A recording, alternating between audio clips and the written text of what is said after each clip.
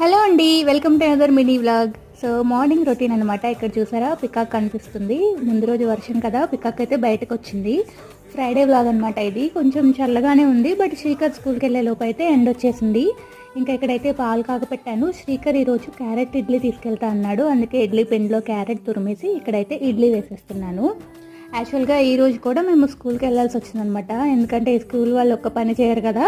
So ముందు రోజు వెళ్ళినప్పుడు యూనిఫామ్ గురించి అడిగితే ఇంకా టైం పడుతుంది మేడం అని చెప్పారు. మేము వచ్చిన 1 అవర్కే మెసేజ్ పెట్టారు, రేపు రండి యూనిఫామ్ చెక్ చేసుకోండి అని. సో తప్పదు కదా, సో అందుకని బయలుదేరి వెళ్తున్నాము.